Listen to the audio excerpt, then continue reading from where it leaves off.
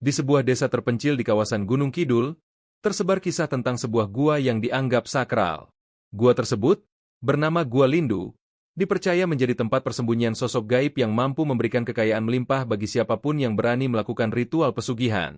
Namun, kekayaan itu datang dengan harga yang tak pernah terbayangkan.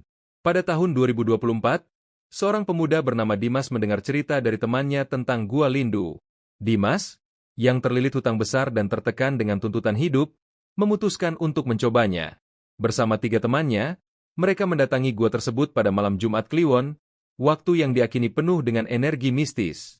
Mereka membawa sesajen berupa kepala ayam, bunga 7 rupa, kemenyan, dan uang receh sebagai tanda permohonan. Saat memasuki gua, mereka merasakan hawa dingin yang menusuk tulang, meskipun di luar cuaca sangat panas. Di dalam gua, muncul sosok wanita tua berwajah menyeramkan yang menyebut dirinya Nyai Blorong, penjaga gua itu. Wanita itu menawarkan kekayaan kepada mereka, tetapi dengan satu syarat, nyawa anggota keluarga mereka akan menjadi tumbalnya setiap tahun. Dimas dan teman-temannya, yang putus asa, menerima syarat tersebut. Keesokan harinya, kehidupan mereka berubah drastis. Bisnis Dimas yang hampir bangkrut tiba-tiba melonjak sukses, dan uang seolah mengalir tanpa henti. Teman-temannya juga mengalami hal yang sama. Namun, setahun kemudian, hal aneh mulai terjadi. Adik Dimas yang masih kecil ditemukan tewas tenggelam di sumur tua tanpa alasan jelas. Salah satu teman Dimas kehilangan ayahnya akibat kecelakaan tragis di jalan. Kejadian serupa terjadi setiap tahun, dengan korban dari keluarga mereka sendiri. Desa mulai diguncang isu mistis setelah salah satu teman Dimas, Riko, ditemukan tewas mengenaskan di kamar tidurnya dengan tubuh penuh luka goresan, seperti dicakar sesuatu. Riko sebelumnya sempat mengaku kepada penduduk desa bahwa ia melihat sosok Nyai Blorong dalam mimpinya, yang menagih nyawa lebih banyak. Kejadian ini mulai viral setelah salah satu warga desa, seorang remaja bernama Dina, merekam aktivitas aneh di sekitar Gua Lindu dan mengunggahnya ke media sosial. Dalam video itu, terdengar suara jeritan misterius yang menggema dari dalam gua. Banyak orang yang mengaku merasakan aura seram hanya dengan menonton video tersebut. Tak lama, para warganet mulai mengaitkan kematian beruntun di desa itu dengan pesugihan yang dilakukan Dimas dan teman-temannya. Beberapa paranormal bahkan datang untuk menyelidiki gua tersebut, tetapi tak ada yang berani masuk lebih dalam. Dimas, yang dihantui rasa bersalah dan ketakutan, memutuskan untuk kembali ke Gua Lindu dengan tujuan membatalkan perjanjian. Namun, ia tidak pernah kembali. Penduduk desa hanya menemukan pakaiannya yang berserakan di depan gua, sementara tubuhnya hilang tanpa jejak. Setelah kejadian itu, Gua Lindu ditutup oleh warga desa. Namun, hingga kini, desas-desus tentang gua tersebut masih beredar. Konon, suara-suara aneh sering terdengar dari dalamnya, seperti tawa seorang wanita bercampur jeritan orang minta tolong.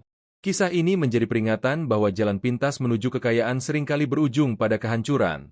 Pesugihan mungkin menawarkan kemewahan, tetapi selalu ada harga yang jauh lebih mahal daripada uang. Beberapa bulan setelah hilangnya Dimas, desa tempat Gua Lindu berada berubah menjadi sunyi. Banyak warga memilih pindah karena takut terkena imbas kutukan pesugihan. Namun, sebagian tetap tinggal, merasa tak ada pilihan lain. Salah satu warga yang tersisa adalah Busari, seorang dukun desa yang dikenal berani menghadapi hal-hal gaib. Ia merasa bertanggung jawab untuk mengakhiri teror ini. Masih terus berjalan, karena beberapa penduduk yang tidak terkait dengan Dimas pun mulai mengalami kejadian aneh. Salah seorang petani bernama Pak Warjo mendengar suara-suara panggilan dari ladangnya saat tengah malam. Ketika ia mencoba mendekat, ia melihat sosok bayangan hitam dengan mata merah menyala di antara pepohonan. Beberapa hari kemudian, Pak Warjo ditemukan meninggal dengan tubuh kaku seperti dipelintir. Mimpi aneh Dina. Sementara itu, Dina, remaja yang sempat merekam aktivitas di Gua Lindu, mulai dihantui mimpi buruk. Dalam mimpinya, ia berada di dalam gua dengan dinding penuh darah, dan suara wanita tua terus memanggil namanya. Dina mencoba menceritakan mimpinya kepada ibunya, tetapi ibunya hanya menyuruhnya berdoa dan melupakan semuanya. Namun, semakin ia mencoba melupakan, semakin sering mimpi itu datang.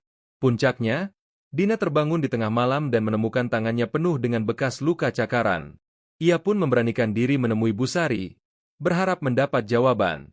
Busari, setelah mendengar cerita Dina, memutuskan untuk melakukan ritual pemanggilan arwah guna berkomunikasi dengan roh penjaga Gua Lindu. Dalam ritual itu, Busari merasakan energi yang sangat kuat dan jahat.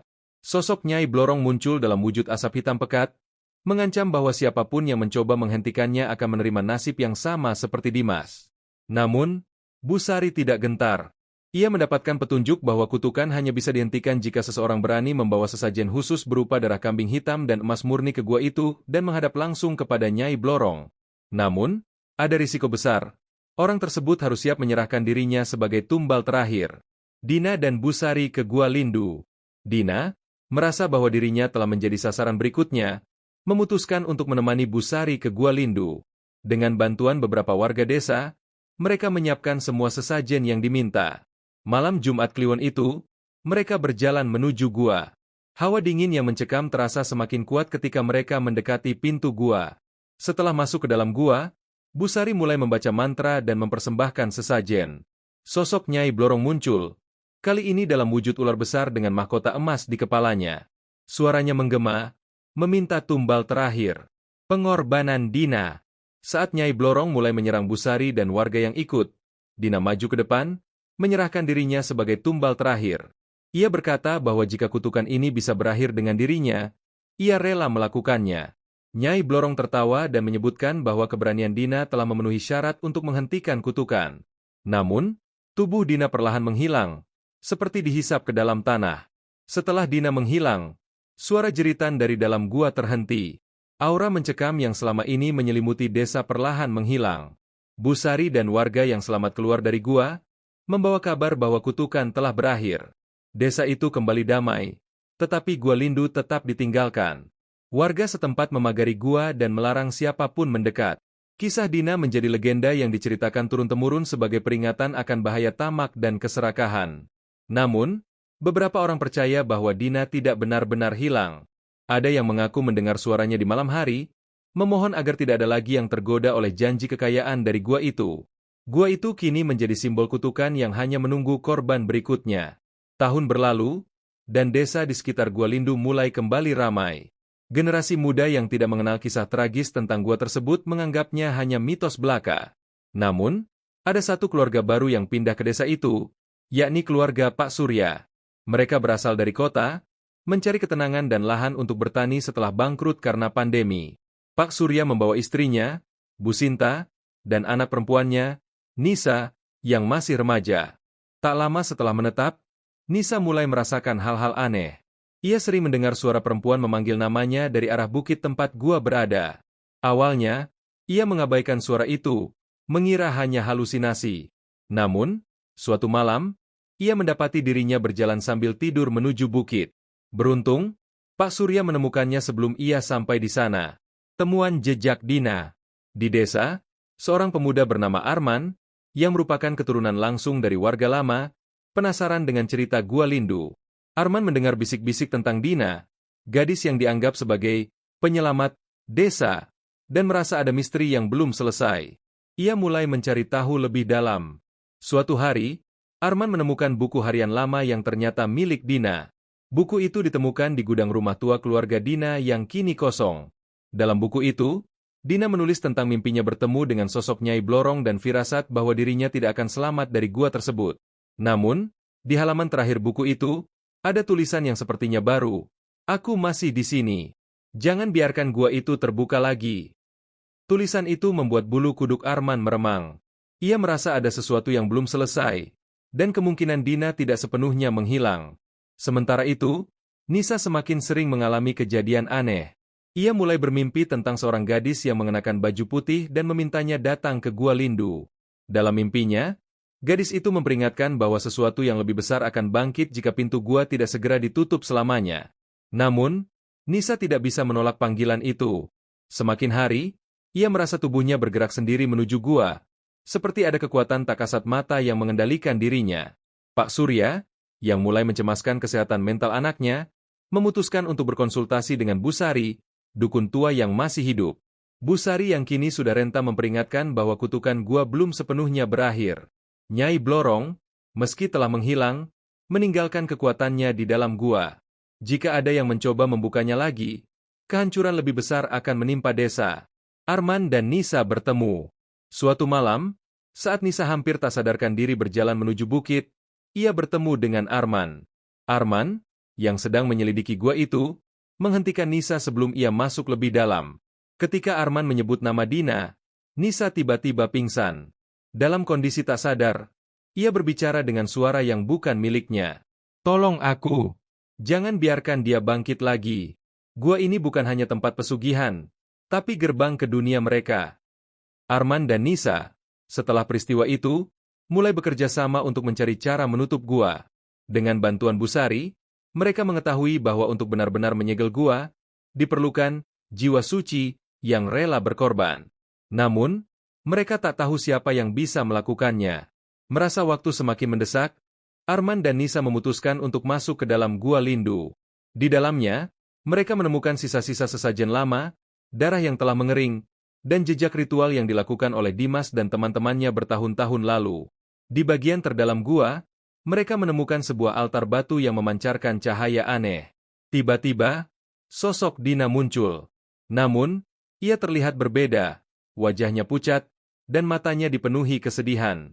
Dina mengatakan bahwa ia telah terperangkap di antara dunia manusia dan dunia gaib. "Aku bukan korban terakhir. Selama ada yang mendekati gua ini, kutukan akan terus hidup." Nyai Blorong, dalam wujud bayangan raksasa, muncul dari balik altar. Ia marah karena manusia mencoba melawan takdirnya. "Darah manusia dan keserakahan telah menjadi sumber kekuatanku. Siapapun yang mencoba menyegel gua ini, akan menerima hukuman abadi," teriaknya. Pengorbanan akhir. Ketika situasi semakin genting, Nisa menyadari bahwa ia adalah jiwa suci yang dimaksud. Mimpinya selama ini adalah pertanda bahwa ia harus menjadi tumbal terakhir untuk benar-benar menghentikan kutukan. Meski Arman mencoba menghentikannya, Nisa berjalan mendekati altar sambil membawa sesajen terakhir. Ia menatap Dina yang tersenyum penuh haru. "Aku rela. Jika ini bisa menyelamatkan semua orang," ujar Nisa. Dengan doa terakhir yang dipandu Busari dari luar gua, Nisa menyerahkan dirinya. Tubuhnya perlahan menghilang bersama cahaya yang memenuhi gua. Nyai Blorong menjerit marah, dan bayangannya menghilang. Gua itu runtuh, menyegel kutukan selamanya.